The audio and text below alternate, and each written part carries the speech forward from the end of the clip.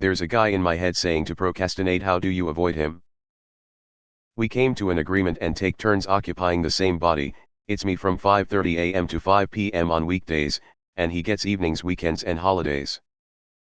I used to have a little sign on my desk that said the worst possible feeling is when the person you are meets the person you could have been. It was there to encourage to pursue my goals rather than procrastinate on games, Reddit, etc. I think it's time I dug that sign out again. That guy's kicking my butt right now. All that guy wants to do is do Reddit and play video games. I don't do anything to avoid him. Might get buried, but my dude in my head is literally Mr. Spock from Star Trek, and I don't avoid him. Hear me out. I discovered through therapy that I needed a mechanism for judgmentless and objective self-analysis, and Mr. Spock is that dude. He can see the most fudged up space shiz ever and react calmly and objectively. Mr. Spock, the massive space blob, has a 97,454% chance of consuming the ship and everyone inside within 4/7 minutes. Projections show it will be slow and painful. Kirk, that's horrible. Spock, yes, it is not ideal for our continued survival, but its actions are entirely within the nature of the space blob. So whenever I get spun up on something in my head, I imagine a mini Spock in my head with a science terminal that can pull all data about me. Me, Spock science report. Spock, data shows that Godspeed Metal is 5-8 days from quitting smoking tobacco and is under great mental distress from the change of chemical intake. He isn't consciously aware of it, but he's attempting to make up an excuse to get gas on a half tank in order to create an opportunity to buy a pack of cigarettes. Me, thank you Spock. Sounds like I'm being dishonest with myself. I suck. Spock, I disagree. It's entirely within the nature of a nicotine addict to seek out a source of nicotine intake. This is neither good or bad, just natural. Data also suggests that conscious awareness mitigates the chances of nicotine intake by 89-45%. You've yet to procure a nicotine source as well. Commendable. Just going through that mental exercise will help knock me out of a mental spun up state. Help sort out emotions, feelings, all that stuff into a parsed, objective and most importantly non-judgmental way. Edit. Holy shiz, I'm happy this was received as well as it was. This mechanism has helped myself so much. However, I'd offer a couple of words of advice if you are intending to take on this method as well, because it can be a frustrating mechanism to employ if you don't have your expectations set correctly. 1. Spock's reports will be amended, appended, referenced and reworked entirely. This is all part of the process. Even Spock had several times where extended analysis was needed to understand something in order to create a way to cope/overcome/ what have you. Don't treat everything he says as immutable truth. His analysis is only as good as the data he is able to receive through that mental science terminal. Your initial reports will upgrade that terminal for stronger analysis in the future. 2. You will fail as well, and that's totally okay. He's analyzed far more for me than just smoking. Everything from anxiety, struggles with work and interpersonal relationships has been reviewed through that science terminal. But sticking with the smoking report as an example, recognizing that getting gas was just an excuse to get cigarettes didn't come from a single analysis but was referenced from a prior science report. As at one point I had quit smoking, went to get gas a few days later and drove away with a pack of cigs in my pocket, Spock reported. Godspeed Metal formulated a reason to create an environment that allowed his weakened will to procure a source of nicotine. Further analysis shows that nicotine addiction is extremely subversive to Godspeed Metal's psyche at a subconscious level. The strength of control the addiction exerts upon his mind is quite strong. Fascinating. Spock doesn't judge me, it all is what it is, and I respond. That is fascinating. My mind is stranger than I ever thought possible. However, I am more in control because I now recognize this pattern of behavior. I believe that this can be identified at a later point if I do this again. Thank you Spock. That failure to stop smoking at that time was an opportunity to learn about myself, and for your information, I'm several months smoke-free and still going. 3. This isn't to make someone an emotionless logic machine. Either Spock understands human nature is an emotional experience.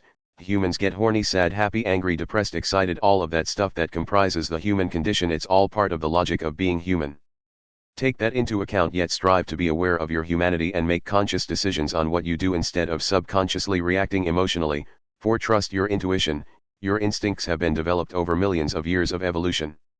Your mind is powerful and can subconsciously recognize threats and boons to your world and yourself. Even if you don't understand why your guts are reacting the way they are, don't dismiss it. Run it by Spock, and if you don't come to a satisfactory answer, you can always revisit later when you've more experience, time, and data. That guy wants to settle for anything out of fear of nothing better coming later. that guy is okay with the dead-end job, the abusive relationships and no master's degree. I tell that guy it's never gotten me anywhere. It's the definition of stuck and I have no intention of being stuck anymore. The guy who wants to go streaking during the Super Bowl halftime show, I avoid him by remembering that prison is not a pleasant place to be. I have the exact same guy in my head. I quit smoking pot years ago before I hit 30, I can still stay in bed all day on some days. What keeps me from doing it? Having a 24H lay-in on my laptop, too often are commitments I've made to myself. Friends and employers, back in the day pot made it really easy to give up on those commitments. I miss pot but I don't miss those times in general, which keeps me from going back. Bold of you to assume I avoid him. I hate mornings, I don't like waking up, I don't like breakfast as a genre or activity, I don't see a good reason to be anywhere ever before 10 a.m, I started forcing myself to wake up early and go to the gym before work. And I hate it so much, but it makes me feel so goddamn good all day long. It's a shitty healthy dose of morning endorphins that stops me from getting sleepy after lunch, keeps me energized after work. Get a better night's sleep. It sucks so much, and it sucks even more that it improves every aspect of my day, because now if I stop I know I'll just start having shitty bad days again, and it'll be my dumb ass lazy fault with a simple fix. That guy is my ADHD. I probably have an extreme case where my meds, which are at high doses, hardly even work anymore. The best way I combat this urge to do something fun, play games or goof off, is to remove myself from any place of temptation, cut it off before you get the thought of even doing something pleasurable. What I do is that I find empty classrooms at my college and study or do work in there.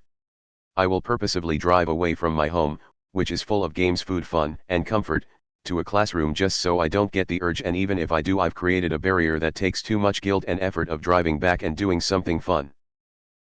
Holy shiz, Anthony said that. Damn, I miss him even more.